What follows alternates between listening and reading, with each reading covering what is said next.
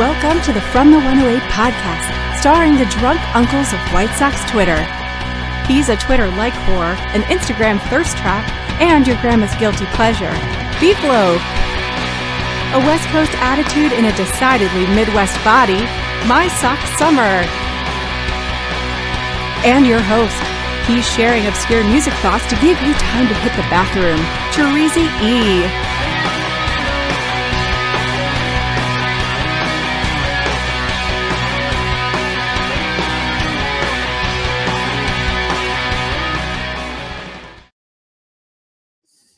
Thank you, Cornsey. Welcome to the From the 108 podcast. Get ready for some baseball, beer, and bullshit. And remember the drinking rules. If Beef Loaf says allegedly, or that he manifested that, you drink. If My Sock Summer talks about the gym or calls us lazy, you drink. And if I talk music or have an awkward pause, that happens as we take this train right off the rails. My God. Awkward enough for you? You drink. Wow. Speaking of drinking, fellas, what are you drinking? I have which one do you want to go first? You did. I want to know Beef. You guys being out of order is messing me up. I'm blaming you guys. We screwed them up. You know what? In honor of trying to clear things out in my bar here, I got what's left of the Patron, which ain't much. I got some of it in the glass already. Oh man, that's not going to be enough to take us home though. So I got the champagne of beers. I got some Miller High Lifes left over from the season. Things never go bad. And you know what? Crisp and delicious still right now for the fall weather. I love it. Yeah. It doesn't really go bad because it was never really that good. So that's good. I don't mind it. I don't mind High Life, calm but I'm not going to sit here and go, oh, this is so great. And it didn't go bad. Because let's not be ridiculous. Let's not say things that we can't take back. I can't believe My Sock Summer's already acting like a huge bitch. We've barely started this show. Man, a bitch. Yeah. Like a fucking bitch. A weak bitch. Yeah, that's you right there. I guess. I mean, calling myself a bitch, a weak bitch. Tough, Thanks for asking, Terezi. I am drinking baklava. Let's get to a drink. Go ahead, MSS. Oh, go ahead. Let's do it. No. We went to Athena on Saturday. Took the girls up there and rode the bus because it's fun. The girls like riding the bus, which is, it's interesting to me that when you're young, it's like public transportation is pretty cool. You can see different people. And we went to Athena and I had a baklava old fashioned. So I was like, you know what? This is fucking delicious. I am going to make them myself. So I'm making it.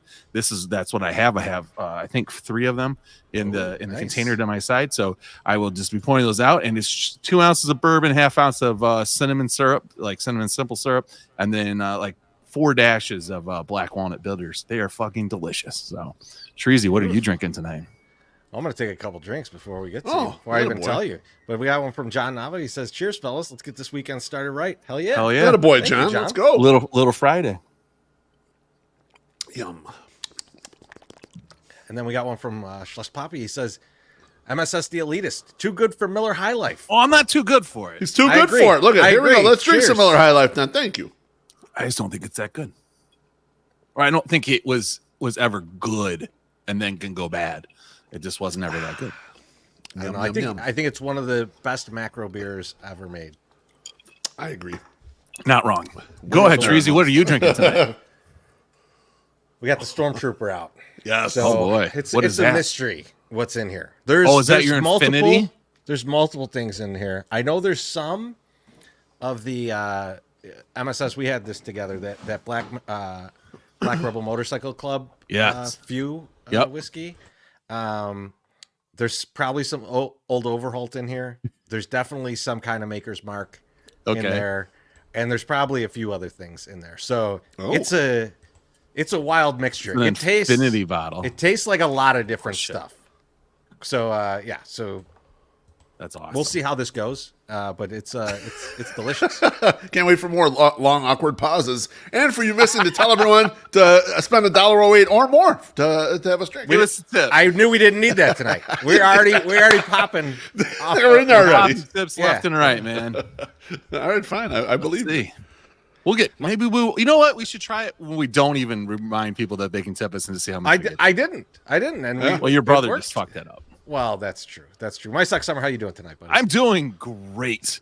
And we had a little talk during the Ajou. We did the GFY Awards, and we had this quick little banter where I started quick little thing where I started yelling about all the people that said that they weren't going to watch the World Series because it's the two best teams, the two highest payrolls. And they're like, yeah, this sucks. This is a bummer. We're going to boycott the World Series. So I'm like, that seems stupid. Like, first of all, why wouldn't you want to watch the two best teams that are in baseball play each other? If you like the sport, like, that's what I like. So I'm definitely going to watch it. But then I was like, people are like, well, no one's really interested in this. And I was like, before I go and to say you're wrong, I'm going to go and make sure that you're wrong. So we have the first episode or the first segment of My Sox Summers Mythbusters. Okay, so all right. So today, what we're going to say, the World Series sucks when there is no underdog. Okay, so yours truly went to Sports Track and went back and looked at all of the highest payrolls in baseball, and it only went back to 2011. So I was like, okay, good. This seems legit. Amount of time. Right? 14 years, right? Yeah. So 14 seasons. So we'll go in there. So I start compiling a list, and I have it all written down. I have it from 2011 and on. I was first going to say if the payroll wasn't in the top 2, then it doesn't count. I changed that and modified it to top 5. So if it's a top 5 payroll, if one of the teams in the World Series is a top 5 payroll, it constitutes a yes. It was one of the better team, but the top teams. Okay, from 2011 to 2024, 7 of the 14 years there was a top payroll team. Okay, so like 2011, you have the 9th payroll versus the 13th payroll, and then you go to, let's just say, I think it's 2020. You have the number 1 payroll and the Dodgers versus the 28th payroll, which was, I don't remember who the Dodgers played in 2020. The Rays or the Marlins. The Rays or the Marlins? One of the two. It can't be the Marlins. Wasn't the Marlins? Okay, so it was the Rays. So they went in there. Now, I was like, okay, so that's 7. Now, if we modify it and we say top 2, it's 4 out of 14. So like it's never, usually it doesn't happen very often, but it does happen. So you would think. Now, how do you determine how many people are actually watching? So you go and you look at like ratings. Now, here's the problem with the rating stuff. Ratings started to change because you can't watch it, like you can watch all sorts of things now. You don't, like, it's not like 1981 where 44 million people watched the World Series because there was literally that on and probably something in reruns. You know, like there's multiple things, multiple venues you can put your entertainment stuff into. So from starting in 2011, you had like 16 million and then 13 million, and it kind of went, around those same numbers from 16 to like 13 million views until you get to 2016 when the Cubs are in the World Series. The Cubs just happen to be a top 5 payroll. They're the 5th top payroll going against the 18th payroll, which is Cleveland. 23 million people watching that show or watching the World Series that year, right? Because they want to see the Cubs play, and it's a huge thing, a huge team. Historical moment, and people are just interested in their watching that. Now, you don't even touch that number, right? In any of the years after that, like not even close, right? It's half. It's like 19 million is the next closest one, and that's in 2017, and that was the Astros and the Dodgers. And again, there was both those teams, or one team in there was a number 1 payroll, which was the Dodgers, but everyone liked the Astros that year too. So like people don't particularly care much for the underdog series, and that is like, you can put an exclamation point on it because you look at last year's World Series, which we had the Texas Rangers, who were a top 5 payroll, against Arizona, who was the 21st payroll. 9 million people watched that World Series. 9 million. No one wants to do that. MLB's very happy that it's Yankees Dodgers. Oh, there's no question. Those there's so many. The fan bases of both of those teams are gigantic. Huge. So it makes sense. So so for the people that saying that nobody likes it, no one's gonna watch it, World Series sucks when it's the two highest payrolls, you're wrong. It actually does really well. People like to see that. And if you spend a lot of money, you deserve to go to the World Series because if you have all these good players. I mean, it just works that way. And you shouldn't be mad at the Yankees, and you shouldn't be mad at the Dodgers for spending all that money. You should be mad at the owner of your team for not spending that money. Exactly. And it gets kind of weird because the White Sox fans, some people that were complaining about this, like, oh, this is bullshit. Well, why are we watching this? This is bullshit. I don't like this. And it's like, are the same ones that are saying, why won't Jerry spend money? And you're like, but I don't want to watch these two. Fuck you. Go fuck yourself. Yeah, I know that's not the segment. I don't get they're buying a World Series thing.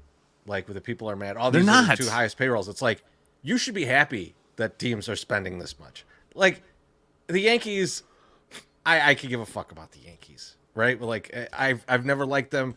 Just, it has nothing to do with their payroll. It has to do with how many fans they have in Chicago that were born in Chicago. That's what makes me dislike them. Hello. But like, I can't be mad about the fact that they're spending money. Like, they're doing what we are asking every MLB team to do, which is pay these guys an appropriate amount for the things that they do out on the field. 100%. And they're probably way underpaying Juan Soto because they traded for him. He's still technically in ARB years, but like it's a high amount of money, but he's going to get way more than that next year. So like even that payroll could be even higher, especially if they retain him. It could be even higher next year, which is good. That should be the way it works. Like these great players should get a ton of money. Just a bunch of the other teams don't do that. And so fuck them. They shouldn't be in the World Series. You shouldn't hate teams for doing what you want your team to do. You know, and I know people like the Slavic tweet. Is this what you guys want? These guys for $500 million? Oh, and then I mean, yes, we do want that, and I think it's been exposed that you want your team to do this. So, folks, tune in and watch the best baseball players in the world go at each other in the World Series, or at least in the United States, go at each other in the World Series because it's going to be a fucking great time. It's going to be fun. And it's my first World Series betting, so this is going to be great. Well, that's what even better. Say. Isn't it kind of fun to bet on Ohtani? Because he's betting on it too. Aaron exactly. I mean, his interpreter. I'm sorry. His interpreter's betting on it. Totally not a competitive dude. You know, plays defense, pitches, and hits the shit out of the ball. Not competitive. Has no drive. Definitely does not gamble. So. A couple quick notes on this MSS. Sure. Number one, I did a bunch of this payroll research previously. You should have hit a brother up because I did a blog at the end of 2019 where I analyzed the payrolls from like 12 to 19, showing kind of the similar thought process to you that like you almost have to spend money to get down to the end. It's hard to get down to the end without spending money. No, you shouldn't be sorry about it. It could save you some work. But I like that approach. And like another way we could have cut this too, is like by regular season wins too, because sometimes a team becomes a juggernaut.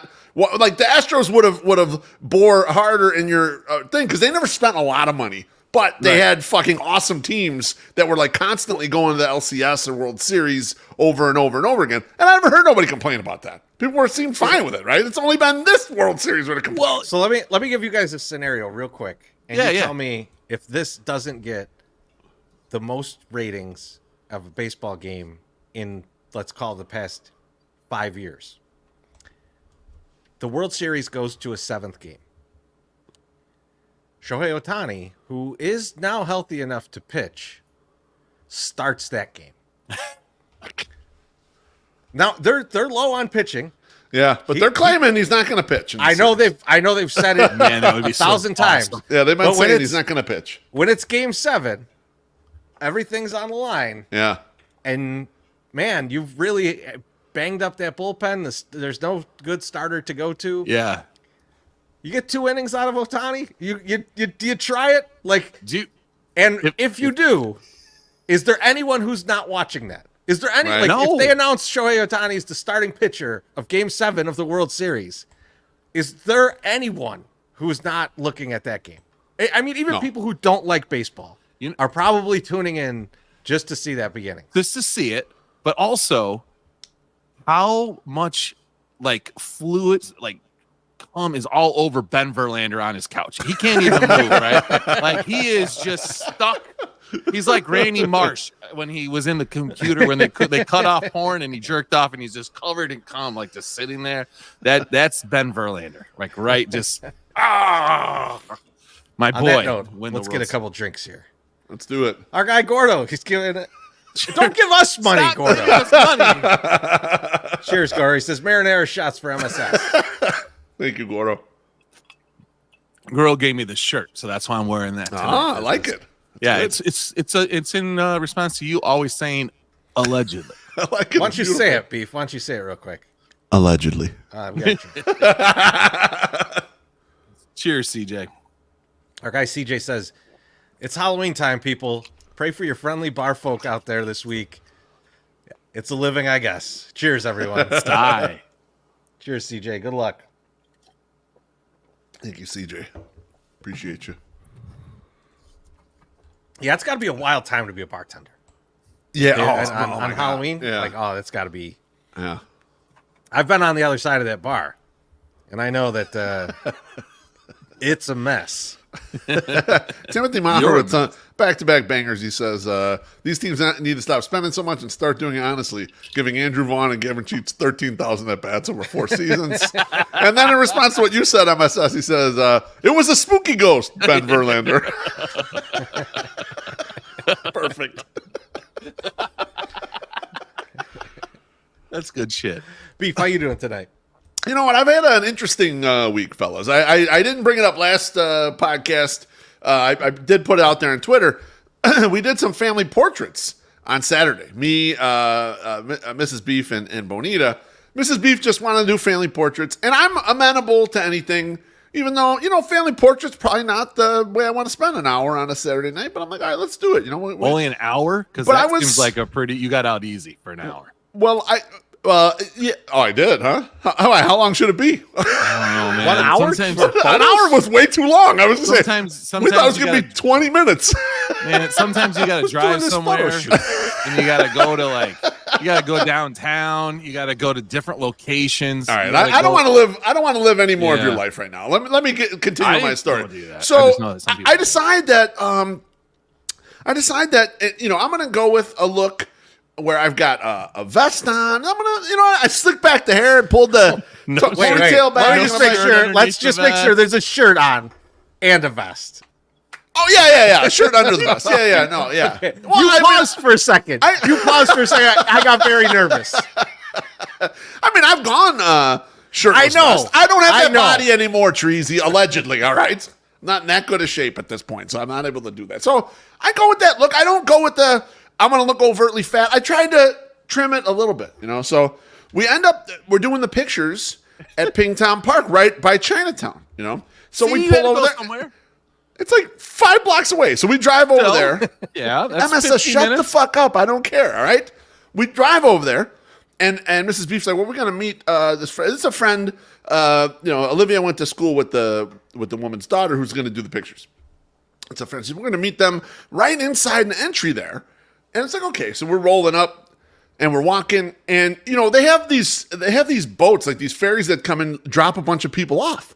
And people are streaming out of the park. They probably have just been dropped off right there. And we're walking, and I happen to glance the other side, and there is a gentleman with a walker, and he's got white shorts on, and he has severely shitted his white shorts. And Treasy, when I say shitted, there's shit in front of the white shorts. Obviously, there's a lot of doo-doo in the back also, but a lot in the front. And it wasn't one of these where you see it and you're like, oh my God, this is ridiculous. Like when you get a waft of his essence just comes floating across. He's right on the other side of the walkway. And we're all looking at everyone like my family. Kudos to my family. Is he in the pictures? Is he in the pictures? No, but imagine how slow you're moving. You have the shitted pants in the front even, and he's got the walker, and he's moving excessively slow, and I'm thinking, where is this poor bastard going with the shitted up pants? The wafting smell came and hit us. Tough scene, man. I don't know if my family saw it, or they smelled it first and then looked over there and saw him, but imagine being in the white shorts. You're like going out for a day, and you don't walk well. You got your walker, and then you get whatever you had for lunch. I don't know. You had the Clams Casino for lunch, and boom, it comes blasting out of him. The only thing I thought, Treasy, was I wonder if this bastard was on that ferry and how long the shitted up pants were on the ferry with the guys. That's what I'm worried about. I feel terrible for this dude, but I just want to say one thing. You're that age. You got those kinds of things going on. White shorts are not. Do not buy. Do not buy the white shorts. No. They're old guys, though, man. You got to feel bad for old. We're going to be there at some point, and you're just like, God. I hope not exactly like this. I'm just saying. I'm diapering up as soon as I need to. You know, like, literally. Drink here from thank you, Sandy.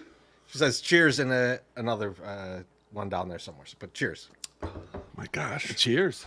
So, I mean, family portraits, though, you end up doing some of the oddest poses that you would never actually do in real life. And I choose to trust the artist, the photographer, whatever there you want to line me up and do me whatever, I'm doing them. But we did such weird stuff. I'm interested to see how the pictures come out because some of these things I felt like if these pictures get on the internet, I'm going to be killed. I will be crushed by some of these poses that we had to do in a photo shoot. This is getting on the internet. How is this not getting on the internet? Well, it's not gonna. It doesn't have to get on the internet. How is it getting on the internet? You guys are gonna have access to it. I'm gonna go to your house. I can't wait to get your Christmas card. This picture's gonna be up. I mean, what do you think? Not where you can see it. You're not getting it. Well, you know what? Now that you're like this in the photo and not letting it be up, Mrs. Beef's putting it up there. I bet that shit's on Facebook right now. If I can figure out how to log into Facebook, I'm gonna find that picture. Okay, so family portraits, but then I decided to challenge myself in the middle of the week, boys. I think I let you know ahead of time. You doing some walking? I asked. I'm doing hot boy walks. I'm trying to get the 100K steps. Yeah. But I asked Dr. Feelgood, who's our friend, quasi gives us advice. He's a doctor, but not real doctor. Our doctors, but he does give us advice. And so I asked him, I said, Dr. Feelgood, I just signed up to do 3 vaccinations in one day. Should I do this? He overtly tells me, no, don't do that. You might feel like shit if you do 3 vaccines in one day. I decided to go against his wishes, and I went to the CVS. His wishes. It's fucking medical advice, not his wishes. Asshole. You're a straight up asshole. And I decided this. Yeah, no. Okay, I'm going to do it anyway. Do it anyway. Well, I thought about backing out of one of them, but then I thought, well, I'm here. I might as well just hit me with that one more shot, baby, you know? And the tech seemed like a nice guy. He looked like he was ready to fire me up. So I was like, all right, let's go all 3. I decided to get all 3. So I get the flu shot, which flu shot, you know, it's a good idea to get a flu shot. Hurts.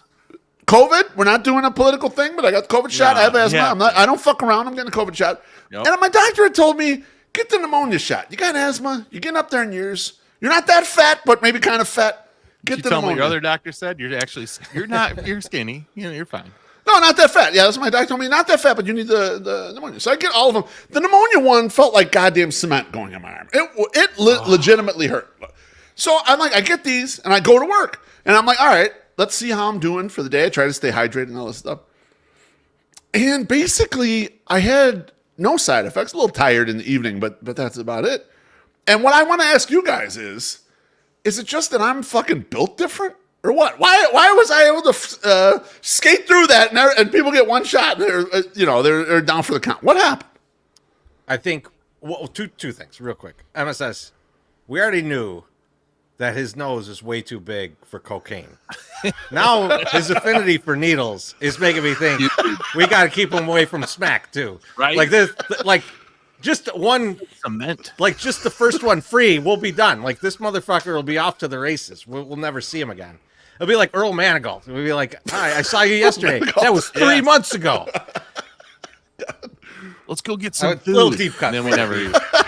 But I love that yeah, one. you know what though? Honestly, you probably, I'm gonna guess that your arm hurt, Yes. and I'm gonna guess that you had the symptoms that most people complain about, but you thought, baby, I'm gonna make some good content out of this, so I'm gonna pretend like I didn't feel sick at all. I was all good. Nothing happened. And you just muscled through it so that you could come on here tonight and tell us how tough you are. I had no things. No way. If I was like shivering and shit or whatever, that's way better content. I would have filmed myself like covered in blankets. Oh, I'm dying. I didn't. I was laying on the couch last night watching the goddamn Scott Peterson thing, and that guy is such a, not only is a sociopath, he's a dumb fuck. He's one of the dumbest humans walking around the earth. I don't even want to get into that, but I was like watching that shit last night. I was like, there is not one dumber motherfucker on this planet than the Scott Peterson. Oh no, there's dumber, but he's pretty fucking stupid. No, I got 2 shots at once, and I had some like tiredness, but yeah, that's all I had really. I went. Fatigue. I also, after I got the 2 shots on the Thursday, beef shit his white shorts. He didn't tell you that. No, I went to the gym. I did 15 in the sauna, and I did 15 on the stairs, and then I was working out. And then by the time I got to my end of my workout, I did not do the overhead pushes up with the waist because my arm was my arm's sore. My arm's still sore right now. Yeah, so you put 237 pounds in your arms and then 37 and a half and try to do that, and it don't work. It was like I'm like I can't do this. I'm not killing myself. And then I went home and took a nap. Timothy Maher says Scott Peterson gets 4 shots on the same day. Very possible. Herb Lawrence says Chicago tough. Yeah. That's what it is. And Baloney says train spotting 2 beef vaccines. I'm not in the needles. I can't Where's the train spotting 2? I don't watch when I don't know about you guys. When you're getting a vaccine, I don't watch. I look the other way. No, I don't look at it. I look the other way. You know, I'm looking the other way. Yeah. I don't know if you guys do that or what you do. No. I don't like it when they take blood out of me either. I'm like always looking the other way. Yeah, I look the other way. I don't mind, but I don't want to watch it. I'm not look doing right at it. Really? Because if you look at it, you're gonna be like, oh, hey, whoa, hey, yo. Do you look at it? And I hold their other hand while they're doing it. It's a real moment. It's a real moment. Teresa, how you doing tonight? I'm doing good. I was actually just telling Quartzy this on my way home. So the way that I go when I jump on the expressway, there's like a few lanes that are going north, and those are always like gridlocked, right? And then there's the one that goes south, and like there's just not that many people on it, so it's usually pretty wide open. And it's pretty wide open for the start, and then it like slows down, and I'm like, what the fuck are we slowing down for? It's usually some assholes trying to like go around and then get back into the other side. Yeah, right? But it's not. I see a dude flipping over the embankment on the side. Oh, God. And I'm like, what the fuck is this? And like, so and then traffic opens up, and as I go past, this guy's down there taking a piss. So he got out of one of the cars that's driving, and he went to take a piss. But like, I'm looking at it, I'm like, yeah, that's not a real far drop to like jump over and go down in that area and do that. But it is kind of difficult to get back out. So I'm like, that guy might still be there. I hope it was a hell of a piss, because he might just still be in River North. Now, hang on, was the car blocking traffic, or did he pull the shoulder and do it? There's no shoulder. Okay, so he couldn't have been driving. Oh, so okay. Like he must have got out. His boy, Someone let him when out. he gets back up, he's got to run up the road. Like he's got to still cross the lane that I'm going down. Where once it opened up, I'm going 30, 40 miles per hour. So this dude has to go both finger through that lane first and then run up to his buddy's car once he's done. So I'm just like, this, like, if he would have been squatting down to shit, I would have been more forgiving of it. But I'm like, dude, there's points where maybe you just piss your pants. You know, like, it's just like, that might be the better option. Or you pull a Mickey and piss out the window. I mean, hey, you know, you got to do what you got to do. Open the door and piss out the side or something. Yeah. Like, get creative, because your current creativity might leave you stranded. I was really like, when I saw that, I was like, I know it'll never happen, but expressway, please clear up. Like if the northbound just opened up and like just every car started flying by, and be like, well, you live here now. At least he didn't piss in his buddy's Sentra. You know, he's good. Tracy, did they happen to have all white shorts on? Just curious who it was. He had black shirt and jeans. It was the most nondescript dude that you could possibly have. Yeah. But I thought it's a risky maneuver. There's a little bit of reward, a whole lot of risk. You gotta be close to somewhere where you could pull over and go, like, get off and go somewhere and jump in a store or something like that, right? You don't have the time. You know what, though? The thing is, like, he could have told his boy, hey, get into the southbound lanes. We'll get off at the first exit. Then we'll just, like, circle back around. Or I'm going to run through traffic. Let's try this. Possibly get stuck down there. You got the rope ladder, right? Just in case. Throw it down there. Just a wild idea. Let's get a drink here real quick. Sure. From Anthony, he says, what a shit show. Have a drink for me. Thank you, Anthony. In more ways than Good one. job, Anthony. The essence was still with me in some ways. But the Beef, I did want to talk to you quickly. Yeah. I know we've got had a lot of two, banter. too. A lot of banter. Yeah, no, we gotta hash this out. We gotta talk about the survivor pick. Yeah, we gotta talk about the survivor pick. Yeah. And to me, it's down to two teams. Yep. It's the Lions or the Broncos. Oh, God. And Man, I don't know if you saw the news. Andy Dalton's not playing. It's not. It's Bryce Young. Bryce Young. Okay. Bryce Young against the Broncos.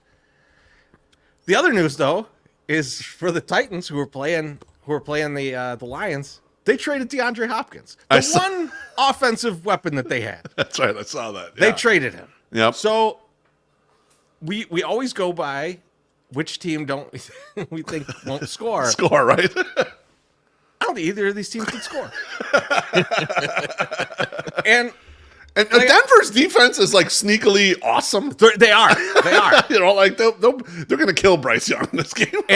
And so like there's part of me that's like, okay, take the Broncos because when are we going to use the Broncos? We won't use them again. Yeah. But I'm looking at the Lions too, and I'm like, when are we going to use the Lions again? yeah, you're getting into conference play. Because they got all the conference games, and that team or the division play more so than anything is like that division's tough as hell. Like you're not gonna pick them against the Bears, Packers, or Vikings at all. Like that's a lot of the rest of their games. Yeah. You know, and in between there, they got tough teams because they've eaten up a lot of the shitty part of their schedule. So, like, I'm really on the fence here because you got to try and think about who the other guy's going to take too. And like, I'm leaning Broncos because I'm just like, okay. I like the idea of that just for the content. But then I'm also looking at the Lions and I'm like, Bo Nix is horrible also, though. Well, that's the thing. It's hard to take a team. Like, I know we're going against a team where they're not going to score, but when the quarterback of the team you pick is awful, like I am not a Bo Nix guy. He stinks. That's to me the difference, good. right? Like, I don't think either one of those teams. Not good. I don't think either one of the opposing teams can score. Yeah. I don't know if the Broncos can, but I know that the Lions can. And even if Jared Goff and David Montgomery got hurt in the game, Jahmyr Gibbs could still carry that team on the back, man, just to beat the Titans, who might score 14.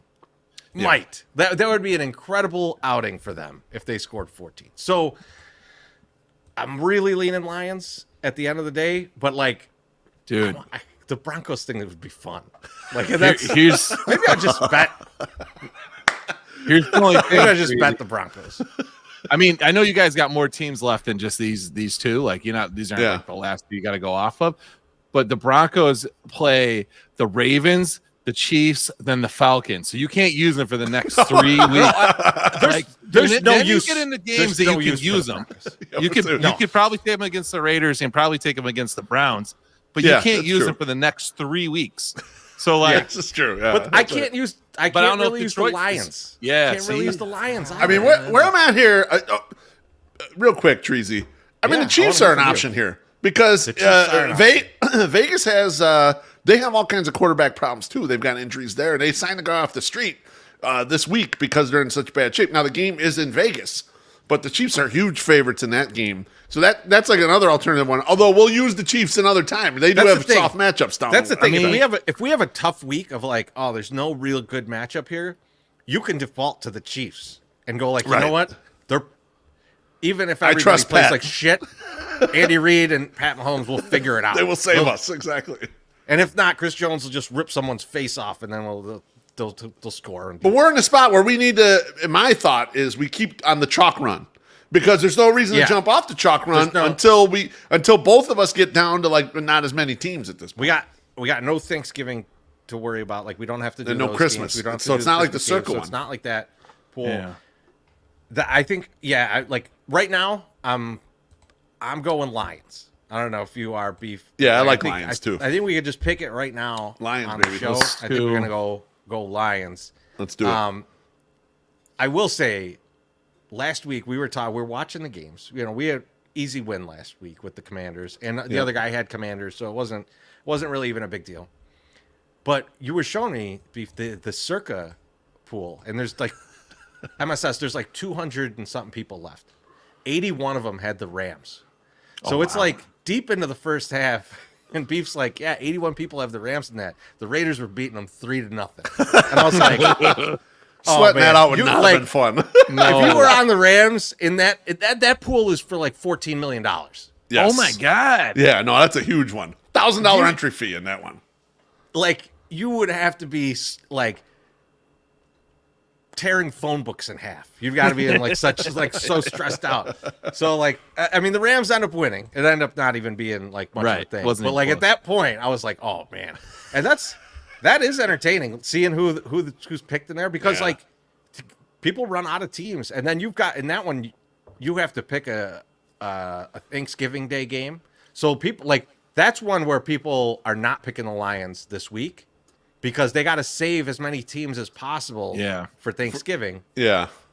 And then Christmas, you got to pick games too. So, like, there's, like, these teams that are, like I think the Ravens are a Christmas one, right? And, like, so like, there's teams where it's, like, they're good, and you could take them easy right now. But if you get to those games later, like, you got nothing. You might be taking, like, you know, the Browns or somebody on those days, or like the Cowboys who are terrible now. They're not good. But yeah, so okay, so let's go Lions. Yep, we're in for Lions. My Sock Summer, I think it's about time. About that time.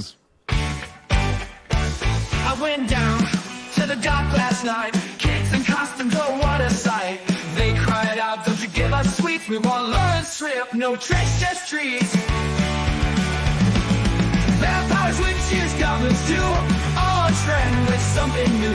Shrimp in buckets, shining bright. Lord the lights on Halloween night. Give it, baby. Lawrence shrimp so yummy. Candy's old news, let's make it clear. Shrimp is the treat of the year. Hell yeah, shrimp is the treat of the year. Get your ass over to Lawrence's, one of their 4 Chicagoland locations. Get your ass over there and get some shrimp. There's a question here. It says, is Thanksgiving like a bonus extra week in the Circa? It's an extra week. So you have to like those like 6 teams that play on Thanksgiving, you have to pick one of them. And then you also have to pick on Sunday. So like you have to pick one of those and survive it. And then on Sunday, you've got to pick again from the teams that are remaining, which is only like, I think everybody plays that weekend. So it's 10 more teams. So like, by then, you've used up a lot of these teams, so it's a tough. That week is real tough. That with the limited amount of teams left in that thing, I don't know how it gets past Thanksgiving weekend. To be honest, so that should do it. One of my favorite segments that we do, and I'm so excited for tonight's, is the stupidest shit we've read on the internet this week. And MSS, I'm going to start with you. Oh. Awesome. What is the stupidest shit that you've read on the internet this week? So, you know, this was a podcast. There's blogs about it. This was also just turned into a Netflix documentary. And you guys know how much I love Netflix documentaries. It just came out last week, and I think I watched it the day it actually came out because I saw the preview, and I was like, I'm going to watch this. And it is called Sweet Bobby. And I don't know if you guys know anything about it, but I'll give you the breakdown. In 2010, this woman, Karat, received a friend request from a man named Bobby. She accepted due to having mutual friends on the platform and him being an apparent acquaintance from her wider Sith community in London. At first, the two only engaged in friendly messages, with Bobby immediately disclosing that he was married and had a child on the way.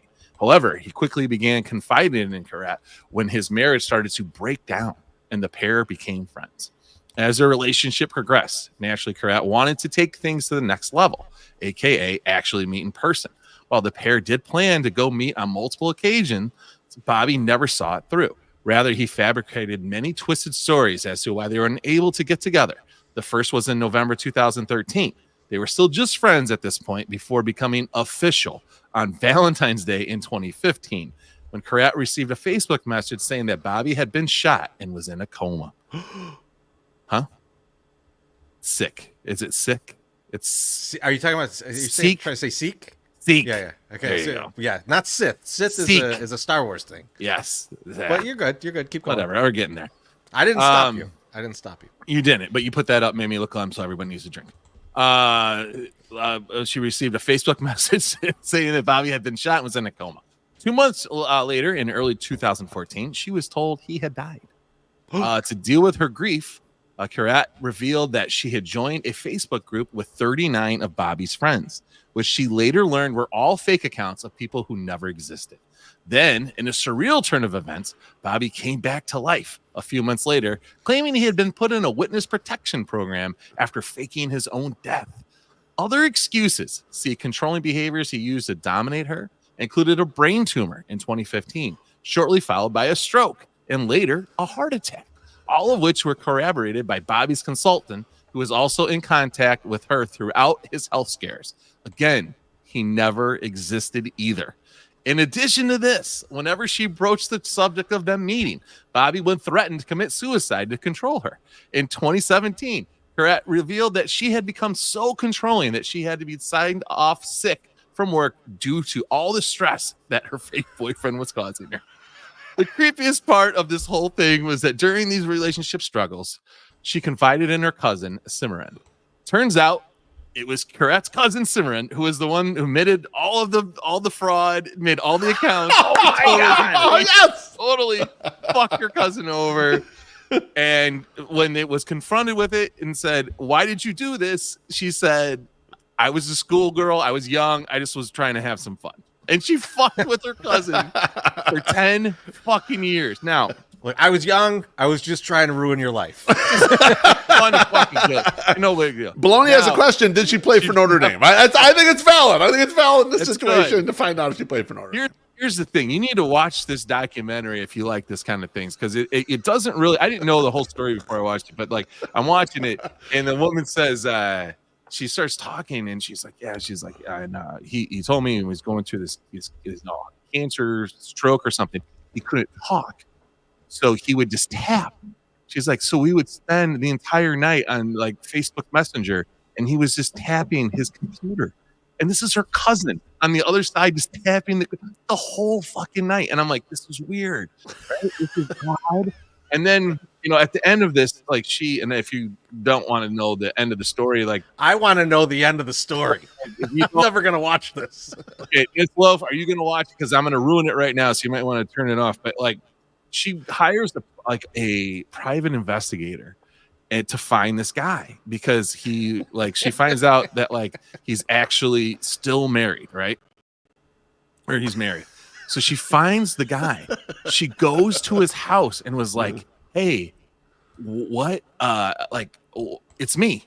And the guy's like, "I don't know who you are." She's like, "No, we've been talking," and holds up the phone and is like, it's right here. This is your son, so and so. This is an outfit that I picked out or something. This is your wife. This is your ex-girlfriend, baby mama or something. And the guy's like, I have no idea who you are. And she's like, I got to call my cousin because my cousin's friends with you and she'll set this all straight. So she calls her cousin while they're standing there and gives it to the guy. And the cousin goes, she's really confused right now. Just tell her to leave and like, we'll take care of this.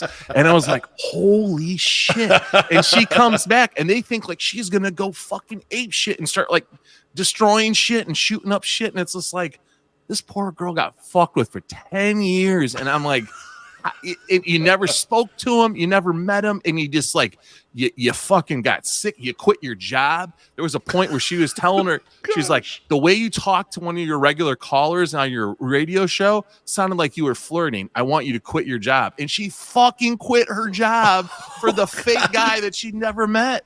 I'm like, this is insanity. Yes. Wow. So apparently they're not gonna. The cousin was never prosecuted, even though like she like did all this stuff, because there's not really.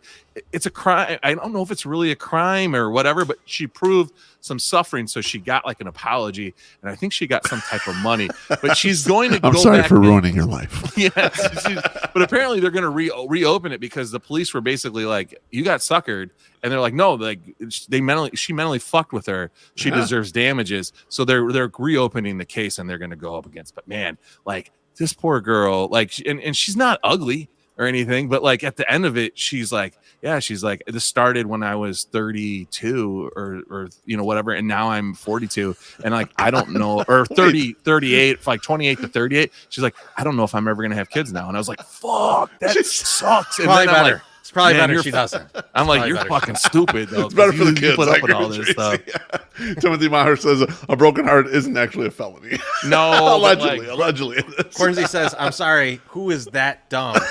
And I hate for Cornsey to find out this way, but I'm not real. It's been an act the whole time.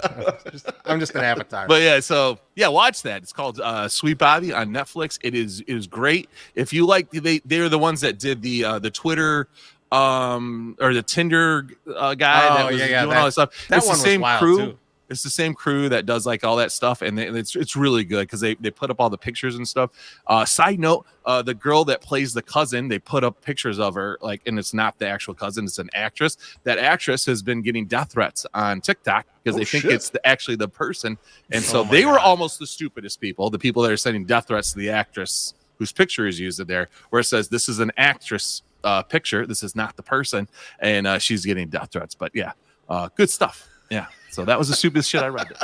Watch. All these things are always bizarre from the standpoint of obviously the side of the victim. Who are these people that psychologically are susceptible to this type of thing and aren't just like, oh, fuck this weird shit and getting away from it kind of quickly. And then also you wonder, the person who's doing the psychological abuse, how long do they surf around looking for the person that they're going to be able to do this to, that like sink their claws into? Because I'm sure it doesn't work on a bunch of people, but then when it works, you're all in on that shit, man. Well, this is going to sound bad, but like I get like when it's like someone trying to scam for money. I don't support that. But I think it's very fucked up, but I get the motive. Right? Like I understand the motive of like, I'm going to rip some people off and make some money. There was the ones where it's just like, so the one that you just described, MSS, and then like the Lene Kakua one, that one, those are just like, I don't understand the motive. It's just like, I just want to ruin someone's life. Like, that's just like control. I'm just going to get off on ruining this person's fucking life. Yeah. To see what I can get away with, and they do it. The Stern Show, odd. This one of the guys' moms is a big Liam Neeson fan, and Liam Neeson had been contacting her through Facebook, and he was like, "I just crashed in the mountains outside of someplace in Australia, and I need $10,000 to get gas for my helicopter to get out of here." Yes. And they use the AI generators and make the voice so it sounds like him, and he's like, I am a famous person. I cannot talk to you right now, but know that I love you and love everything you do for me. Please send me $10,000 for jet fuel to get out of this country. And so like the guy's mom was like calling like the authorities in Australia, like saying like Liam Neeson is located here by this. And they were just like, lady, what the fuck? So these are usually the people that are falling for this shit, love. Like it's just it's like old women and men, I'm assuming too. But the person in the story MSS is 28 years old. You said it's just a fucking regular person. Like worse, dude. There's got to be a psychological susceptibility that the people are able to find. John Nava says, it probably started as a joke, then snowballed into something serious. You know what this sounds like, boys? Sounds like John Nava's been doing something. done that too. I think maybe I would watch out for John Nava and all of his different personalities that might be leaking out on Facebook or other places. You don't know if it's him. You don't know if it's him. Yeah, this might not be the real John Nava. He says, like, I've gone this far, I might as well keep going. Yeah, I know you do. I know what you're up to now. I'm keeping an eye on you, John Nava. How dare you? Can't believe it. You think you know somebody. Thanks for the tips, John. That's good. Beef, what is the stupidest shit you saw on the internet this week? Boys, I was going to go with the young lady from Australia who is trying to sleep with 600 people. It's already got 480 bodies on the docket for 2024. She's picky. But I think the OnlyFans thing's a little played out. And I saw something way more ridiculous just today. And I feel like it's worth reading to you guys. Is it an OnlyFans thing, too? So, do you guys know who Taylor Mathis is? Yeah. Okay, so Taylor Taylor... Walking bets, yeah. So Taylor Yeah. Mathis, she works for DraftKings. She does walking bets. So she does content, gambling stuff, or whatever. Recently sponsored by DraftKings. The walking bets thing too. Actually, there was a big feud because this Lucy Burge was claiming she actually did the walking bets first or whatever. Oh, but anyway, Taylor does walking bets. She's pretty famous for doing it. She has over 200,000 followers. I see this tweet from Tyler Did It, and it says, the Taylor Mathis situation with the sign Dollar Taylor has gotten very messy. For quick background, Taylor Mathis is a sports betting content creator and analyst for DraftKings, known widely in sports for her walking bets videos. Here's where the story meets crypto and goes south. Too long didn't read. The Gens make a Taylor coin after her likeness. They get in touch with her, and she agrees to promote the token for 2% of the supply. So it's 20 million coins. She's going to get 2% of them. Taylor runs past the $6 million market cap in just 3 days after she endorses the token. So now the 20 million tokens are worth $6 million, which is like real fucking money. The Taylor token then dips into the next week, falling below 1.5 million. Then last night, Taylor dumps her full 2% stack for $16,000 cash, which sends the token back under $100,000 of market cap. So they dip way low after she sells her kind of her share of it. She posts, yeah, the crypto thing is not for me, LOL, on X. Then later posts more about it, saying she'll donate the funds to a toy fund. Now, she deleted that tweet. Then later, last night, her wallet rebuys 34 million tokens for $9,000. The Taylor tokens start to rebound as people figure out that she's rebuying them. She begins posting about her rebuys in reply to another person's tweet. It says, great narrative, right? The lore is crazy. Overall, this guy says, overall, a very unethical series of actions at a minimum, which could likely be construed as market manipulation. He goes, I'm no lawyer.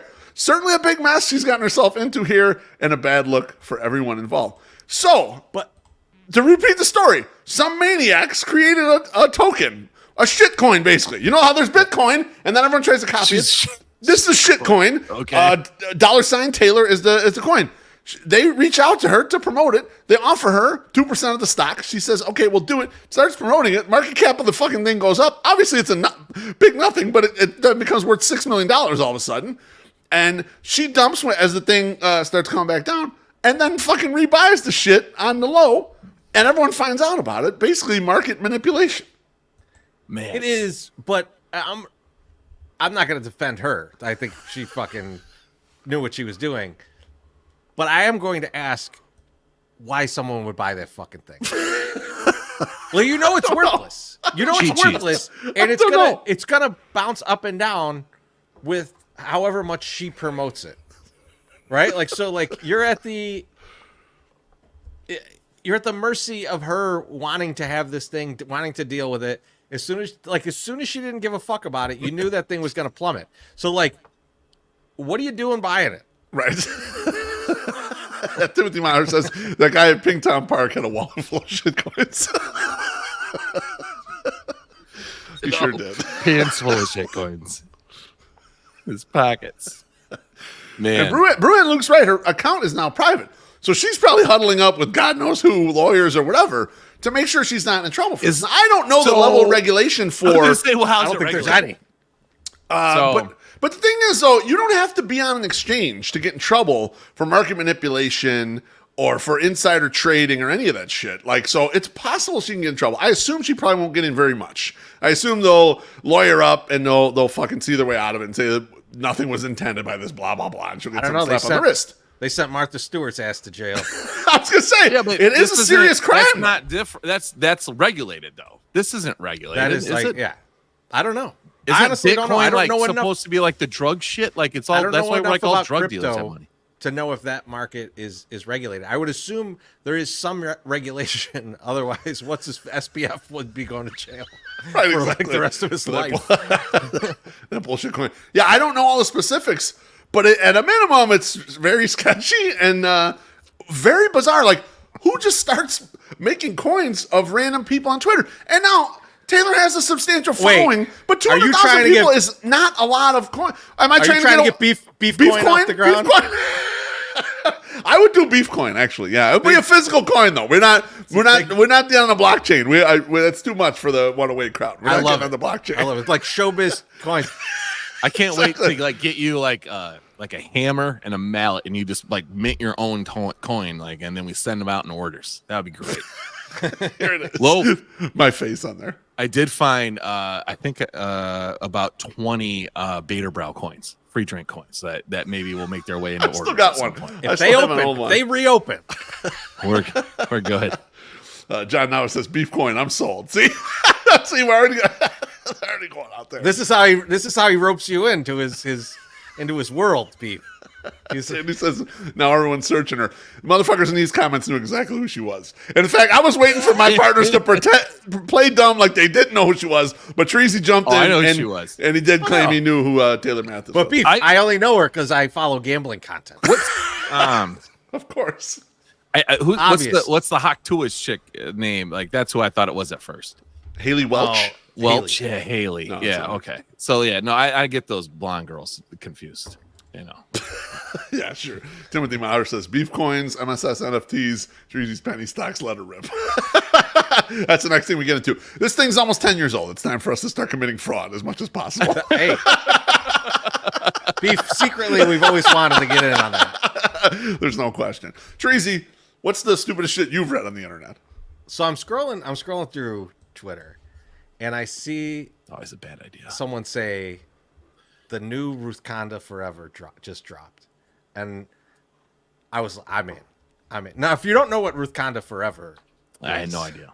it's from like 2020, but it's this tweet that this lady put out. She said, just told my 10-year-old daughter, 10 years old, about RBG. So this is when Ruth Bader Ginsburg died.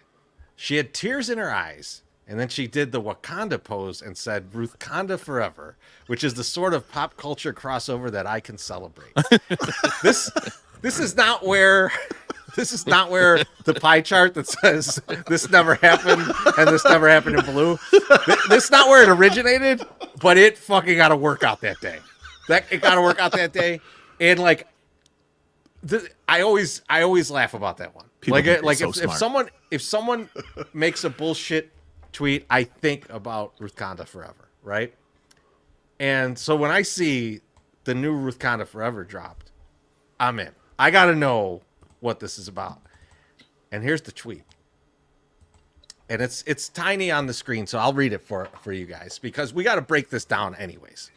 So this lady, she goes, after watching Donald Trump work at McDonald's, I had to have some fries. Now she goes into 18-year-old black male met me at the drive-through window. I told him Trump worked at McDonald's today and I had to get some fries. All right, first of all, listing it out as 18-year-old black male, just It's weird. it sets the vibe immediately. That's weird. Yeah. Just so you know, But then here's I like the Trump, story. but I also like blacks. Here's the story though. He says, "For real?" She says, "Yes, in Pennsylvania." He says, and this is part right off the bat is fucking weird. Inspiration. That's why I'm voting for him. Who's the fuck says inspiration? Like, Yes. No one. like is this like No. is this like a fucking alchemist from the old time? Like I'm thinking like Richard Grant from Hudson Hawk going like inspiration. like who says no one says that. And then But what's Just- his inspiration? He's already working at McDonald's. Like he can't Right. inspire. He's inspiring him to go work don't at worry. McDonald's. You're already there. Don't worry, MSS. You're jumping ahead. We get to it. But he says, that's why I'm voting for him. And she says, me too, which I'm sure he was shocked if this were actually happening. And then he says, I can't wait to look it up. It's on the news. Now, guys, I don't have kids. So I don't talk to a lot of the younger people, but I talk to enough people at work that are in like their 20s. Yeah. I've never heard any of them say the news. No. And I'm guessing teenagers They don't watch it. don't say that either, because the news hasn't been something people watched on TV since, like the 90s. So that's Bro, they the got first- TikTok. They got, they're on Twitter. They're on whatever. They get all their news on the apps. So that's another little red flag in here. And she goes, yep, all over X too. Which there's never been an old white lady correcting a young black man about the difference between the news and the internet. It's just, it hasn't existed. It never will. But to your point, MSS, she then goes, what do you mean by inspiration? Now, before we get into what he says, if you talk to someone at a drive-thru for this fucking long, you better tip them. I don't care what restaurant it is. It is insane to have a conversation this long in a drive. If you were the car behind this, you would want a monster truck so you could just run this motherfucker over and get your food. But regardless, what do you mean by inspiration? He says he's just like me, and maybe I'll be president one day. I am now 18. This is another piece that just, no one says that. No one ever says, I am now this age. now 18. I might say, I 18. just turned 44, or I'm 44. I never will. No one will ever say, I am now this age. That's fucking ridiculous. So I get to vote for him. My whole family is too. I guess that voting for him, they're not also now 18. They're not also 18. Media won't tell you that because I'm black. I'm sure he said that. I'm sure the guy at the drive-thru wanted to let someone in the car know in the 30 seconds that they're going to have an interaction that the media won't tell you that because I'm black. Right. That's wild. Wild story. She says, love it. Keep working hard, and maybe I'll get to vote for you one day, too. And then he responded, which is a totally normal response from the drive-thru at McDonald's. He just responds, MAGA. Of course. I don't know. I shouldn't say I don't know. I do know some Republicans. I know people that are going to vote for Trump. I don't hang around with their whole inner circle, but I'm going to guess that no one just says MAGA to each other. Even in the tightest knit MAGA circles, I don't think that they just go MAGA and then walk off. You think they say MAGA? I think they don't say it at all. I could see them saying the whole thing weird, out yeah. loud, but just saying MAGA is a weird thing. So It is. Yeah, it's strange. I read through this story, laugh hysterically, and then I read through it again and think to myself, there is not one thing in this whole fucking conversation that makes sense. But that's not the stupidest thing. This is a ridiculous thing and outrageous. But the stupid part of this is that I start reading people responding to her that are like, oh, this is great. This is just heartwarming, blah, blah, blah. And I thought to myself, I'm kind of happy now because a bunch of motherfuckers are going to go to McDonald's and try and recreate this conversation. And it's going to go fucking terribly for them. And my heart filled with joy. I was like the Grinch. My fucking heart grew 3 sizes thinking about the awkward conversation that these poor motherfuckers at McDonald's are going to have. And I would just laugh at myself. I was fucking laying in bed that night and Cornsy's like, what's wrong? And I'm like, I am just laughing, thinking about this kid shouting inspiration and then people going to the drive-thrus and trying to have this conversation. I'm just so happy. Kirk in the comments says, Jay Kuda working the drive-thru now. Sad. Oh, Jay Kuda. And Mailman Jack says that's a great safety word, MAGA. Man, I wonder where the McDonald's is. It was probably in the South, potentially. You know, I mean, it can help. I'm gonna tell you where it is. It doesn't exist. Let's say, like, where could it exist? And I don't, and that would be my only guess. But the way that it's all like whited up, no, there's no way that's the way it went down. It just can't. It can't do that. I mean, this is a totally made up. Like, it's totally there's not anything in there that is believable. It's unreal. That Unbelievable. Would go like, you know what? I'm gonna post this to the internet. In a way, we are in that era of Twitter where there used to be a time in Twitter where you could like converse with people and learn things from little subgroups of Twitter. And now everything is just like so much bullshit. And we all feed into it too in a variety of ways, like making up random things. But like the idea of like putting a tweet like that out there that instantly is totally full of shit. But it's like, that's part of the entertainment of Twitter at this point, right? I mean, it's just like make up random crazy shit and there you go. It was the most fun I had that day on Twitter. I'll tell you. So. Or you get a shit coin made up for you, and then you almost go to jail. Shit coin. And if you're carrying around, just don't wear white shorts. Treasy, you ready? You want to pay some bills, man? Let's do it. Get ready.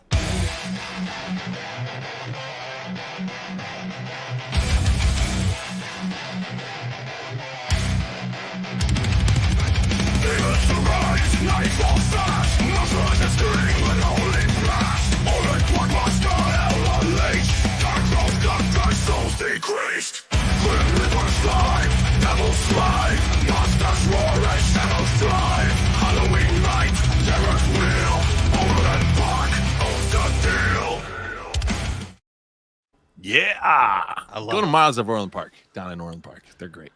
Go get a Mazda. Thanks. I think I'm due for another Mazda.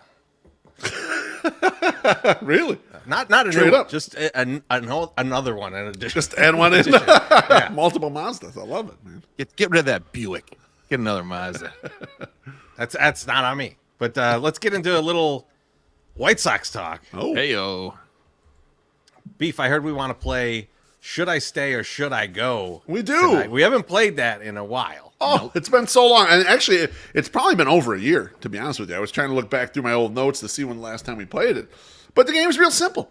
I'm going to name someone, White Sox, and you guys, my Sox number Treasy, and of course anyone in the comments, you're going to say if this player or otherwise should stay or go. So we're going to start off with an old Beeflo favorite, and that is my guy, Andrew Vaughn, who I renamed Andre Vaughn this year. Treasy E, I'm going to put the arbitration numbers predicted by MLB Trade Rumors to help us with this exercise. Oh, here. okay, great. As Andrew Vaughn is scheduled to make approximately $6.4 million. That's not exact. That's just an estimate for the 2025 season. Should Andrew Vaughn stay or should he go, Treasy? So, Beef, we're going to do our trades soon. So we're trades with every team. Yep. And so we'll be doing those on theAju with you starting this We'll be this doing coming that Monday, with you. Yep. right? I think we're going to trade Andrew Vaughn a few times. I think that, like, looking around as we starting to look into this, that as much as like Andrew Vaughn is a very mid player, Yep. there's enough teams, especially now that the National League has the DH and everything, that you can find at bats for a guy like him where he's going to be in the middle to the back of the order, and that's a pretty good guy to have in those spots for teams that don't really have that, right? That don't really have a first baseman or have, kind of mess around with the DH quite a bit. I think that there's teams where he could go to, and I can't wait to send him to those teams. So, like, I think if you can get anything for Andrew Vaughn, get away from, like, $6 million is not a lot, but for the Sox it is. So, like, getting away from that $6 million and getting anything for Andrew Vaughn seems possible. So I say he's got to go. Okay. My Sox summer. Yeah, I mean, go. I mean, immediately. Just get him out of here because he has done nothing to, like, on the field to make me go, God damn it, we need that. We need that, and that's what we need. And he also hasn't done anything to endear himself to the fans whatsoever. Like, he's not even like a crowd favorite, or like anyone's like, yeah, I love Andrew Vaughn. How many Andrew Vaughn jerseys do you see in the stands? Fucking zero, dude. No one fucking likes this guy. Yeah. And I mean, he's probably not a bad person, but his Q rating is lower than those guys' white shorts that are shit filled. Wow, it's bad, man. Too tinky. Like, he is not good, and it's just like, I can't. No, I don't want him there. And I mean, $6.4 fucking million. We could have 4 Paul DeYoungs for that. I mean, we don't need him. Okay, get the fuck out. I don't think we need 4 Paul DeYoungs either, but I get you. I get this. It's a lot of home runs, but no, we don't need that. We don't need that. Maloney says, I hate Andrew Vaughn, but love Andrew Vaughn memes. So that could be a reason to keep him. Timothy Myers says, most interesting thing to track with Vaughn will be how his hairline recedes. Dude, that's unfortunate. Yeah, I'm sorry. I get you guys' sentiment. Go ahead. Oh, go ahead. Go ahead. No, go ahead. Go ahead. No, I was going to finish the point. Anthony here is like, he's on the verge of being good, though he's not as bad as some of the other players. No, he's not on the verge of being good. We were told, he's playing out of position in left field. Once he gets to first, he's going to be fine. He's been at first for what, 2 seasons, 3 seasons? He can't do shit there. He's not good there either. He's not good at defense. He's serviceable at defense, but he's supposed to be fucking hitting the shit out of the fucking ball. Okay? And he's not doing that. So go ahead, Loaf. Yeah, what I was going to say is, like, for the price point, he doesn't provide enough value. Like, it's not even like, well, yeah, he was one of the White Sox better hitters, but that was a historically bad offense. So take that in the appropriate context. Yeah, I mean, like, you could let him walk and probably sign him back for something much smaller than that. I doubt he's going to get that in the open market, to be honest with you. So it'll be interesting to see what the White Sox decide, because I think what they do have there, though, is someone they know stays healthy generally and plays a lot of games, so he's going to be durable there. Someone who's kind of lived through all this stuff, so they feel like maybe from a character standpoint they might like him. So I think the White Sox, even though majority of the commenters here and us in this panel don't think he's worth keeping, I think the White Sox might keep him regardless, just because of some of the softer reasons that you could keep a player for. All right, next up. Sad. I'd rather see a fucking platoon of shitheads there than see him there most of the time. Like, speaking of shitheads, go to your next guy. All right. Next up, and should I stay or should I go? My Sox summer, and we'll put the perspective arbitration raises up there again. Should Gavin Sheets stay or should he go? I mean, for me, go again. Listen. We scratched off a fucking lottery tickets last year, and we turned some guys around. Whoever picked Paul DeYoung and said, let's bring him over to this team. Let's let him do some work. Let's give him the fucking $2.6 million. Go out and try to find somebody that's decent. It's just like, I don't like Gavin Sheets enough. I don't think he contributes enough to be like, yes, we need this guy. We need this guy. He's he's replacement level player. We can find that. Let's go find that. It's ridiculous that we even have to entertain this guy at first. Like, I don't like it. I don't like it. Go get the fuck out of here. Easy go from my Sox summer. The comments are also pretty much go, goodbye. I like straight ass cheeks. That's good. Straight ass cheeks. I like that. This is a little tougher than it should be. Okay. The $2.6 million that he's likely to make, even if it's $2 million, right? Yeah, probably prices him out and makes him a non-tender. But he has an option left, and that's the thing. It's like if he was just a little bit cheaper, I could see the Sox keeping him and saying, like, if you don't make the team, then you just go to AAA, right? And when someone gets hurt, you're a viable bat that we could bring up. He's not good bat, but like, right. It's at least a major league at bat. You're not dropping off to like, we don't even know what we're going to get here. Like, you at least have an idea of what the guy's going to do and how to use him. So there's some utility there, but the two, let's call it 2 million. Let's say that they lowball him and it's 2 million. That's just probably too much. That's just probably too much for what he is. I just think about all the pain that Gavin Sheets has caused us sitting in section 108 when he's in front of us playing defense horrible defense, and we're stuck there watching it. And not only that, my Sox Summer has yelled to this man for seasons to throw a ball up. He finally throws a ball up, and it smashes this kid in the I was head. going to say, you should think of how much pain you caused that poor kid. Kid gets listen. clobbered.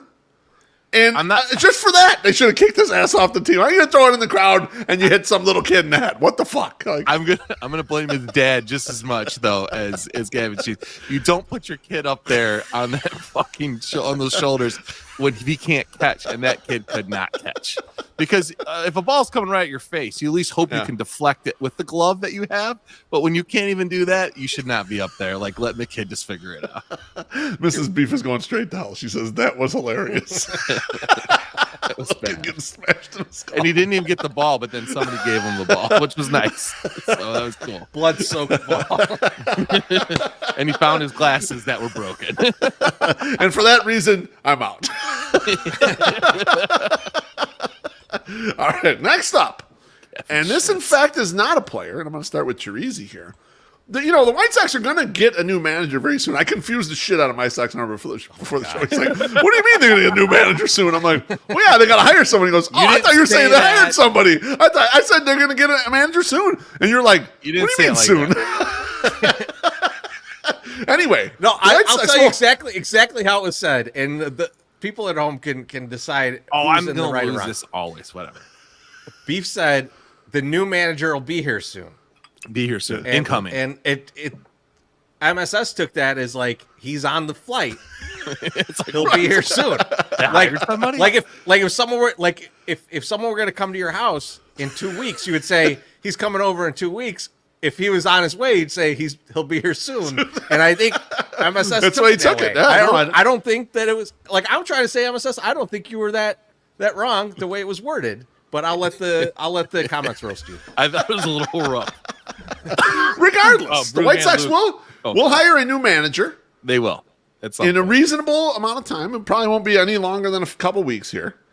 And when they do, that manager has some decisions to make. And one of the decisions they have to make, and should I stay or should I go, is Ethan Katz. Ethan Katz, should he stay or should he go? So this is an interesting one. I think this is one that we're going to have to bat around a little bit because I'm not even sure if he should stay or go. So, but we got to think about it from this angle. Is Brian Bannister going to stay or go? Because I think he's definitely going to stay. I think so. And so there's a few aspects to that we need to break down. So if Katz is a Bannister guy, like Bannister didn't bring him in, but they've worked together. Correct. They worked together this year. It seemed to work out well for them. But more importantly, we've heard nothing about like Katz having any problem rolling up to Bannister.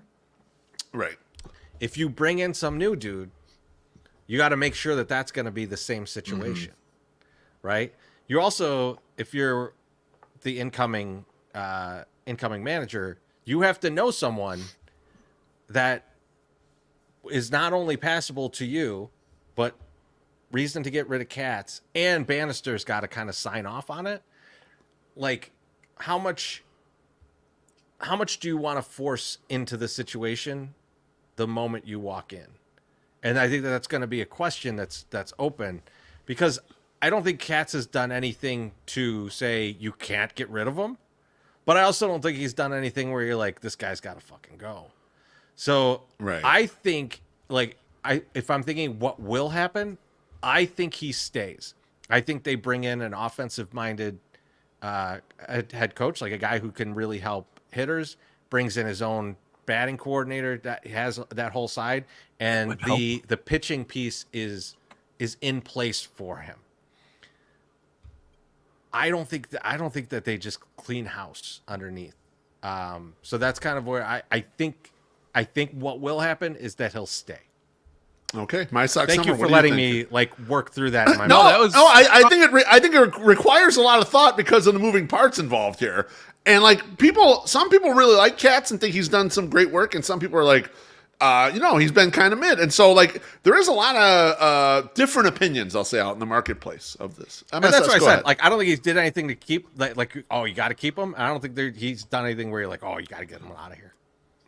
Jackie Treehorn asks if Bannister and Katz are a package deal. I don't think so. No, because they came in at different times together. Yeah. That's right. Yeah, and actually, Bannister most definitely carries more weight. Right, he was hired by the GM, put in place to oversee kind of that side of the ledger. He definitely is above in the pecking order, was what I would say. I think Katz was brought in to kind of help Lucas, and but also Katz had shown that he was good with pitchers. He's not he's not some bum off the street, and that kind of works into this. I like what you're saying, Treasy. They're not going to clean house, mostly because nothing has been consistent for this fucking team whatsoever. So to have that thing be consistent, that's fine. Let's keep a pitching coach that's actually doing his job and is getting these guys that are coming out. Now, whoever picked up Fetty, you got some good innings this year out of a lot of pitchers starting pitching that I didn't think we were going to get. Garrett Crochet, great job. And maybe you want to give, if you're going to give him credit for the bad things, you got to give him credit for the good things. So you got to give him that, right? I think somebody said it in the our guy Anthony in the comments says Cat should stay because look what he did for the young guys to end the year. Yes. I mean, some of these guys are pitching off their ass. And what we noticed, Loaf, when they said we sent Cannon down to the minors to work on these things, he did those things, came back, and he was better, and he pitched better, and he had a good end of the year. Our starting pitching is trending upwards. As much as a shit show as last year was, starting pitching was much better than I thought it was going to be. So I think you got to give Katz credit on that, and I think him and the Bannister back and forth seems to be working. I think we would know if it's not. I think we would have heard something, and we haven't. So, you would have heard that there was tension, right? That's right. Yeah, something would have spilled out.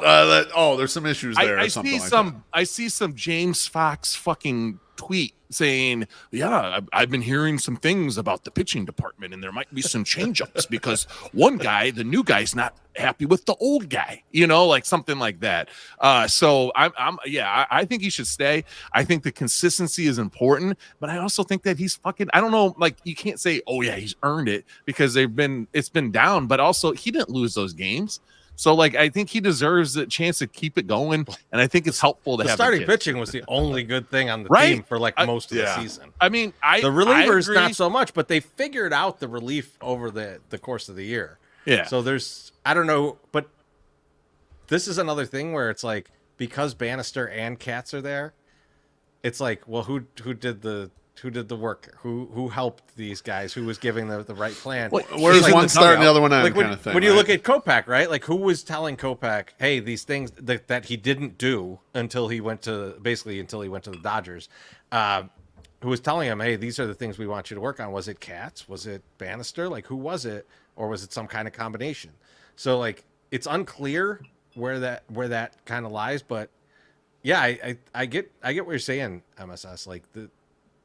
He's not done anything to get him. He hasn't had any fireable offenses. No. Didn't Kopech say too? He's I just finally started listening to those guys and doing what they said to do. Correct. Yeah. It wasn't, and I think that is something that is probably a trend with a lot of the players from the Sox that have struggled. I'm looking right your way, Makata. I'm looking right your way, Eloy. Not doing the things that they say. And maybe you don't figure that out till you get to the next point. Maybe you're you know what? Maybe I should listen to these people because I don't know what the fuck I'm doing. Eloy is going to be at that point because now he has been DFA'd, by the Orioles or whatever. He's got to figure out, am I going to listen to people and try to do what they're doing, or am I just going to fucking ride off in the sunset with my money and just live it? Who knows? And it's goofy, but Eloy might not get a major league contract. I want to revisit this because while we were discussing this, I took a look at the comments and I think and it's Jackie Treehorn's comment says Bannister and Katz are a package deal, right? I think what he was trying to imply was that they had worked together before, and that is true. Yeah. They did work together in San Francisco. Katz was the assistant pitching coach. He came to the White Sox in 2020, I believe, to become the pitching coach. But before that, when Bannister was the pitching coordinator in San Francisco, Katz was the assistant pitching coach there. So yes, they did work together. They had a working relationship before this. That is 100% true.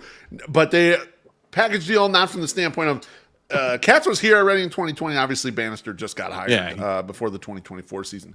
I think you guys touched on almost all the nuance. The only thing I want to bring up here is with regards to the manager position. Teresa, you mentioned like the manager coming in.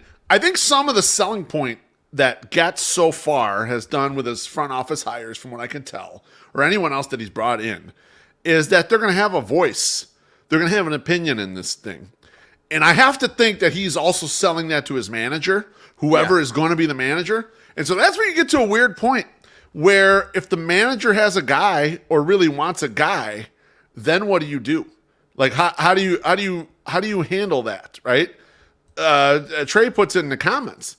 If the new manager has his own guy, kind of like what's the deal here? And if that is the case, Katz might be on his way looking out. I would not make it a Don Cooper situation. New manager always has to take Don Cooper. For 20 years, the new manager always had to take Don Cooper, and you couldn't get rid of Don Cooper, and Katz ain't that. I would not do that with Katz. But I agree with you guys, most of your points that like he hasn't really done anything to be fired, but he's also not super pitching coach either. He's a reasonable pitching coach. Someone else would probably hire him if the White Sox fired him. Like he's reasonably good, but he's not like a soothsayer or something like that. Right, but like I the think players don't hate him. Where my mind is going more is if there is a guy who's going to be a manager and has all of his guys picked out, I think they'll let him do that with the exception of Bannister stays in position. Like I don't think he moves. But like, but he's above that kind of, So that like if you're more of like, think back to like Ozzie Guillen coming in, Ozzie like didn't really want to think about the pitching all that much, right? Like so he wanted people in place for that, and like it might just be okay, I've got these guys that need to be with me. I got my bench coach. They're gonna have to bring in a hitting coach too. Like I mean that's gonna happen. Yeah. It might just be one of those things where it's like it's good to just have this guy that's already been here, knows what he's doing. We'll just leave him in that role. That's where I see him staying, right? Like that's the kind of like continuity. And I don't have a perfect candidate for this. If the guy comes in with a like, if he knows a guy, Katz is out. Like it's just how it is. Just Galaxy, to be honest, in the comments says John Heyman just reported leading candidates are Phil Nevin, George Lombard, and Will Venable. So we're getting down to the end. I'm a Venable guy, but all the things I've heard about George Lombard, I like too. So I think they're in good shape here. Beef. I was sitting at lunch with our guy Josh Nelson, and we were both like, man, Venable would be great. Why would he come here? Well, I still think that's the thing. If Getz is allowing a high level of input from his person, and it sounded like Bochy's going to stay. He wants to stay beyond this contract. So the caddy no longer wants to be the caddy, right? You got to be there forever. Take the next job you can get, and like, hey, why wait another season? Take one of the two. Take the Marlins one or take this one. You're getting further and further from World Series, right? That's right. So that's right. So we got a drink here from our guy Trey. He says, look, drinkers suffer the white shirts curse. Cheers, Trey. I don't want that curse. Thank you. Mine either. I got on brown sweatpants just in case. So Will Venable was probably was a coach when Bannister was at the Red Sox. Yeah, there's some crossover. That's correct. Yeah, that's nice. Yeah, that's right. Yeah, that could be. So, it doesn't hurt. Know what'd be funny? You know what'd be funny then? If he came in and like the first thing he did was get rid of Katz. Well, then we would be like, you know what? Maybe there was some tension. Well, I mean, I think that's probably a situation though. Like you bring that up, MSS, where they let the band stay together. And so he would not disrupt that. I think maybe he would leave that the way it is. I wrote about Will Venable back in May when we thought Pedro was going to get fired early in the season. Thought this is the dream candidate. This is the exact guy you want. I'd be thrilled if they hired him, even though he has no manager. So, Teresi, am I wrong? Don't we have to drink because he brought up a fucking blog that he wrote? That's true. I haven't manifested it yet, but it's happening. Oh, Jesus. Oh, criminy. All right, next up. And should I stay or should I go? And this guy, he's been here for a while. And I know My Sox Summer really likes his intro music when he comes out of the bullpen. And the salary's not that high. That is Matt Foster's projected to get $900,000 next year. in arbitration. My Sox Summer, should he stay or should he go? Listen, this is it's under $1 million, right? And it's like putting $1 on a 12-leg parlay, right? Like, what the fuck? Maybe it hits, maybe it doesn't. But you know what? It doesn't really cost that much. Let's find out. Let's see what happens. Actually, I give him better because we've seen some decent stuff from him. Yeah. I'll give him. He's a 7-leg parlay. Okay, and you just not as long of a shot. Okay, I like it. Not as long as a shot. He's a 7-leg. Yeah. And then you have a really good feeling about some of these picks in the 7-leg parlay, right? So I'm gonna say you keep him. Because I just think that he's not worth it to just be get rid of this guy. Like I want to hear more White Zombie when he comes rolling out to Dragula. I need it. I need it. Treasy E. God damn should he go? You want to explain? I mean, I just I forgot that Matt Foster was on the team 5 times this year. And what's funny is last year he's healthy. The bullpen, they shit can a bunch of guys who don't do anything in the bullpen, but they leave him in AAA for the most part. They brought him up for a day or two when they had some weird shit with injuries, and then they sent his fucking ass back down. So they were not big fans of him, which burned his option. So now he's out of options. Yeah, he's out of options. That's right. Like I said, I forgot that he was even on the fucking team. I don't know that he'll even if he is healthy. I don't know if he's fits in the bullpen at all. I just don't. I don't know what that guy is, and I don't like having a guy there who we're gonna either have to stick with or DFA. There's other options in the minor leagues. Don't pay this guy. Just get him the fuck out of here. You're horrible. Maybe Pedro didn't like him because he played Devil Worshiper music. Maybe he's like, oh man, White Zombie, and he's like, change that music, sir. And he's like, no, I'm not going to change it. I think he ended the year in AAA. So he's like, get the fuck out. That was with Grady here. So Anthony says stay. Maybe Grady Chicago's finest says stay. I think he stays. Trey says, I don't like that he's an injury-riddled reliever that sits low 90s. Go. Yeah, I mean, he doesn't have the velocity like that. That is an issue potentially in the bullpen. You've got to be pretty crafty to get away with not being a guy who throws BBs out there. Or you got to have a monster slider or something like that. So why can't you just bring him in and then fucking DFA him if he sucks? Who gives a shit? You can. Oh, you absolutely can. And then you can sign somebody else. You could choose that path if you wanted to. Treasy, what I was going to say is a friend of the show who won't be named considers him a jag bag. So that's why he's out for me. That's why he can go for me. That didn't help his case. His case. Maybe we'll see him tomorrow. We never know. Never know. Might run into someone. Last on the list, and this is a guy, Treasy. This is a guy Alex Rude told me a couple years ago. White Sox should trade this guy, man. He's hot on these streets. But he's not hot on these streets anymore. He can't really stay healthy. That is Jimmy Lambert, who's projected $1.2 million ARB raise next year. Treasy, should Jimmy Lambert stay or go? I hate to be Leonardo DiCaprio here, but 30 years old, it's way too old. Way too old. Just be injured this much. He's I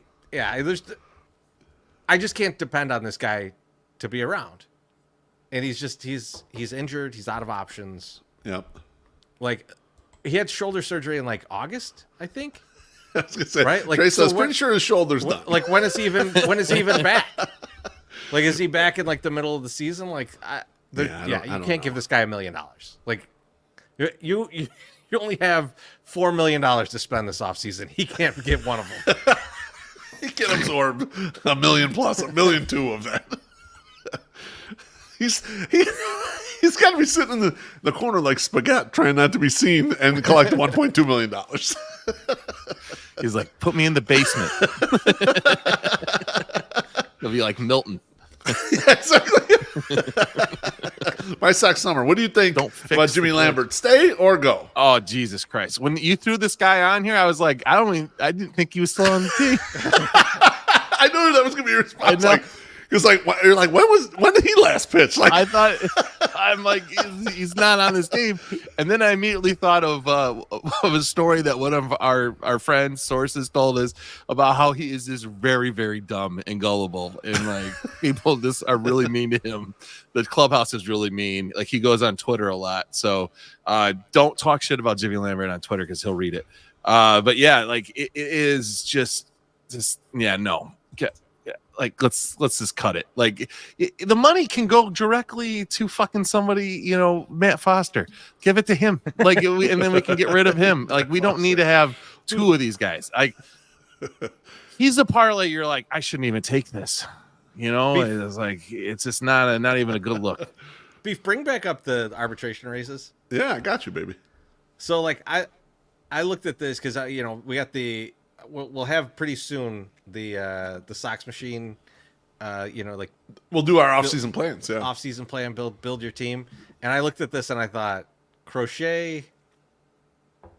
Okay, that's it. Maybe Justin Anderson. Well, I was gonna say, I think I like Justin Anderson. Justin Anderson makes the list. Like Steven Wilson. No, man, dude, I was thinking about how we could trade Steven Wilson for anything in the off-season, the trades, Beef. Yeah, I like.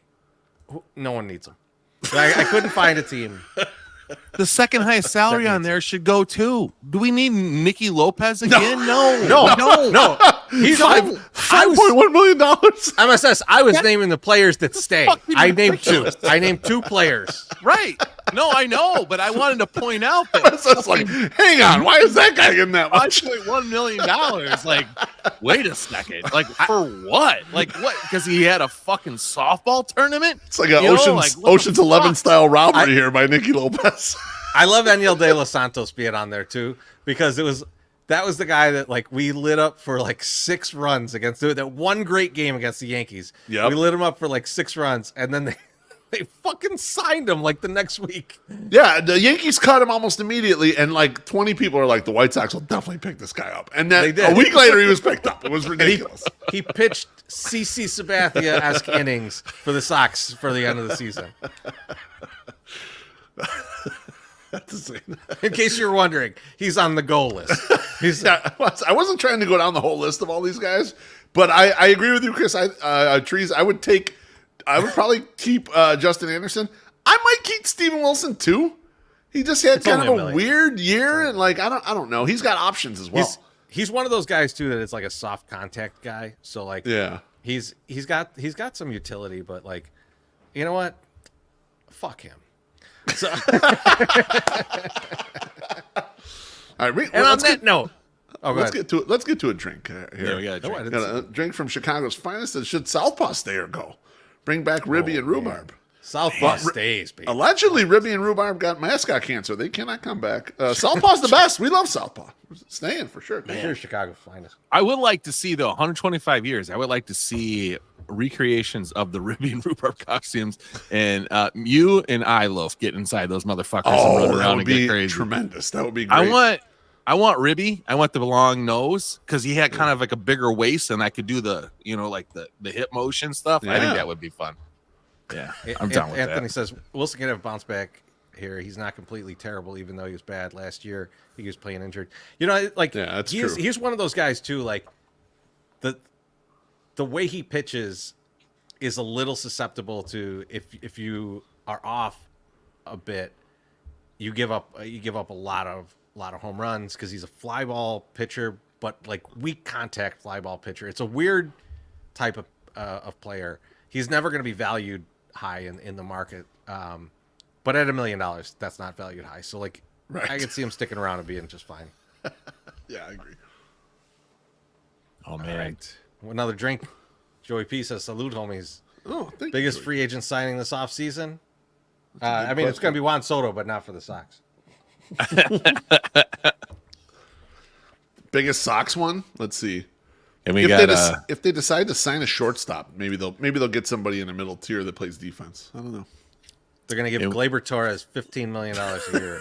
No, he's been hit like crazy in the playoffs. That's true. He's going to make a fortune. We were talking about that also at lunch. It was like that's a guy whose playoffs is going to get him super paid because there's not much in the middle infield. I was talking about Willie Adames. And I was like, Willie Adames is going to make a ton of money this offseason. Yep. Like, he's a guy that should make probably $25 million a year. We'll see how many years it's for. That's going to be the only question. But, man, you start looking at shortstops, you find me a shortstop hit 30. Like, come on. Yeah, There's not many. There's not many. No. There's definitely not any in free agency. So some team's going to pay him a lot of money. All right. It's about time for some thank yous and GFYs. Beefloaf, who are you thinking are GFY? I am going to thank Ian Eskridge and James Fox for having me on the Future Sox podcast this week. That was a ton of fun as usual. We got deep on some topics, which is always nice, talking a little White Sox baseball, and then we had a ton of laughs off camera. I told you guys about a couple of those. So it would check out their YouTube page. Go check out the episode. We talked to a lot of things. I was proud of my treatment of the way I think about the manager position, so check that out specifically. But thanks to the fellas. Hell yeah. MSS, who are you thinking are GFY? First thank you goes out to Lowe for finally having me on and trusting me with his sacred GFY Awards show, having me on there, letting me shine, and not having to be blocked by you all the time, Treasy. It was fun. Shout out to Stoop and Sam Reeves for having me on talking out my ass, or your ass, our ass. Go check it out. I wrote a blog today about it. Good. You should go and you should read it. I answered more of the questions that were in the thing, and also watch the show because I would like to beat these two yucks on fucking views for that show because I think I did a better job. And then finally, go fuck yourself to the lady from Facebook who told me I was being pretentious when I would not tell everybody in the eBay buying reselling group that I just sold a fuck float for $250. Okay, listen, dummy. I'm not gonna go into a fucking unsolicited room that I don't know everybody and know who they are, and who probably are half voting for people that I wouldn't vote for. Going in there and saying, "Hey, I have this float. Do you know why I sold it for $150 to $250? Because people fuck on it or fuck it. I don't know. So I'm not going to put it out there. So I am going to write, if you know, you know." And she's like, we should ban this. We should just ban this. You shouldn't say, if you know, you know. You shouldn't do that. And then a bunch of people, like, of course, well, not my side, because I'm right. And they say, they're like, yeah, clearly you don't know what it is. She's like, I know what it is. And I've talked about it before. Bitch, I looked through all your posts. You ain't never talked about that. So shut the fuck up. You don't know what you're talking about. Shut your mouth. Don't worry about it. I'm not talking about fuck floats in fucking general public on Facebook. They've either fucked on it or fucked it. One more thing while you guys are catching your breath. I'm wearing my shirt from my guy, Gordo. If you want to help Gordo out, he had some medical issues going through. They're trying to fix his ticker. So please go over there if you got something to spare. This Venmo actually works. I shot it off my computer, so I can't do it on your phone. But go get to a desktop or a laptop, take a picture, send him what you can, or don't. It doesn't matter. It would be nice. He could use it if you got it. So, but hell yeah, Gordo's the best, man. Yeah, yes, he's awesome. Chorizo. All I got this week is a GFY, and it's to Rob Manfred. You call the fucking neighborhood I grew up in the stadium that I love to go to. It's the area it says tough. Fuck you. Tough area. All right? I don't care if anyone misinterpreted what you said and you meant to say something else. You fucking said it. Go fuck yourself. That's what you get. That's how we end the show, because fuck Rob Manfred. I can't wait for him to retire. Even though he gave 7-year retirement plan to us that we didn't need. Get the fuck out. Go fuck yourself. Have a good night, everybody.